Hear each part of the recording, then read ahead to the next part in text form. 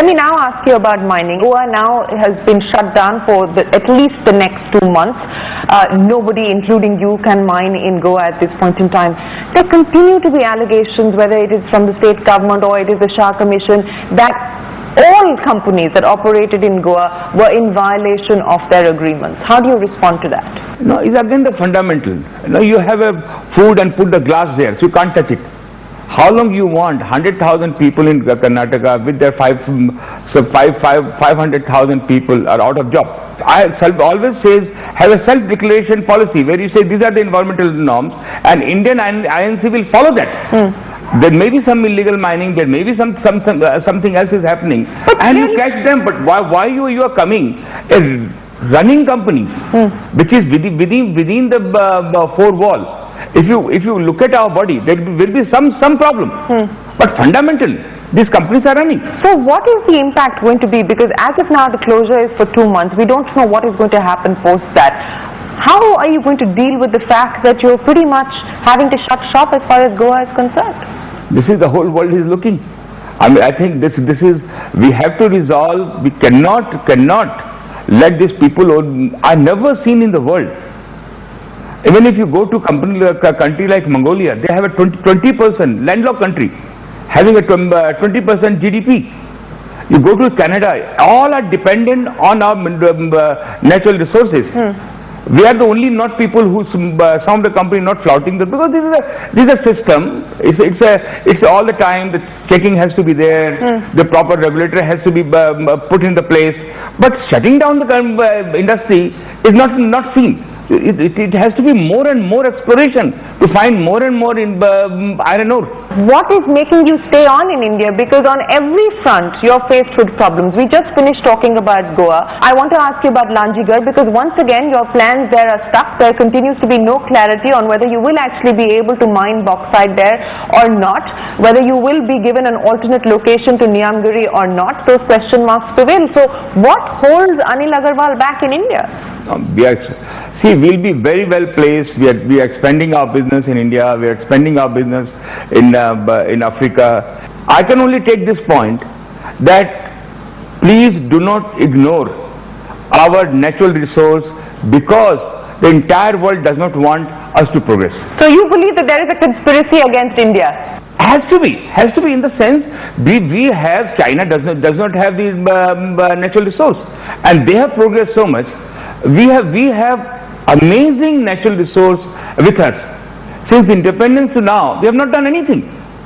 And if we don't bring this and keep our policy on the basis of import steel, import oil, import gold, import fertilizer, we will be always in the debt. Government has to sit down and find a solution.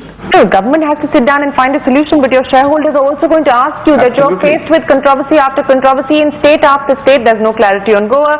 There's some degree of relief as far as Karnataka is concerned. There continues to be question marks on Orissa. So how do you respond to shareholders? Shareholders are not going to be satisfied with saying the government will find a solution. We are talking consistently. Government has promised us to give us a bauxite. I fully agree the illegal mine has to be stopped. There is no question that we pay 60-70% of revenue. The money goes to the government. If something illegal is happening, I'm fully supporting with the government. They have to find a solution where they're completely separate. But for instance, as far as Orissa is concerned, how much will you wait? There's still no clarity on whether you will be given an alternate source for bauxite or not. How much are you willing to wait, and what happens then to Lanjigarh if you don't get an alternate source? See, like Indian Bahu, we have already married. What can we do? I've invested 40,000 crores. So there's no question of divorce, is it? So what? You'll suffer and stay on. They're suffering like anything. People believe that what is happening is a win-win for everything. Just sitting with your bauxite, what will you do? What happens in Lanjigarh or what happens in Goa now is beyond your control. It really depends on what the government decides to do. But what is in your control is the restructuring exercise, and you embarked on a very ambitious restructuring exercise a few months ago. Are you done with it, or could we perhaps see something more? No, see, the whole vision was, as I always mention, a natural resource company. That's all business I know. If you look at BHP, is very proud to be an Australian company. If you look at Anglo, come from the Africa, very proud to be African company. They do global business. Look at Vale is from Brazil and they do business all over. So I thought from India to a natural resource company which has a copper, aluminium, zinc, iron ore, lead and silver, oil and gas, put it together, which we can do the global business. Let the company. So we put everything together and the whole world is looked at and say, what a move! This is what 1.2 billion people in this country, which is a rich in natural resource, to create company like this. I'm very confident because intentions are right. Whether it's the government or the public, we all want this thing to happen because this is the money spinner for the government. We get very small. So we created this company. I think we are on the last leg and everybody is supporting us to complete that, and we should be through with this year. Before I end, I want to ask you this. You're facing so many different controversies at the same time, and this has been a tough year for you across your various businesses, specifically here in India. How do you deal with it? How do you sort of get yourself up, keep your confidence, keep the optimism going? One thing is we are completely fearless and feet on the ground. We have no arrogance and we believe in transparency.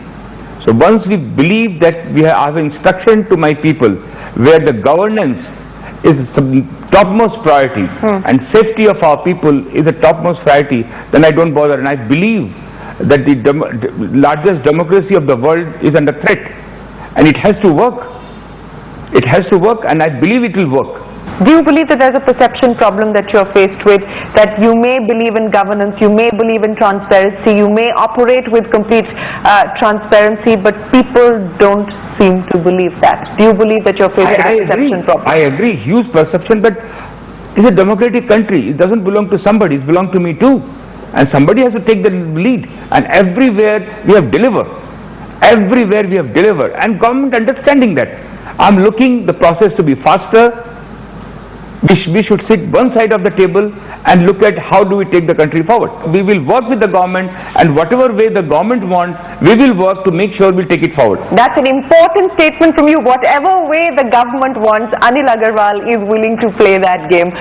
Many thanks once again for joining us on CNBC-TV18. We wish you the very best of luck. Thank you. With that, it is time for us to wrap up this CNBC-TV18 special. We'll see you next week. So then from all of us here, goodbye and many thanks for watching.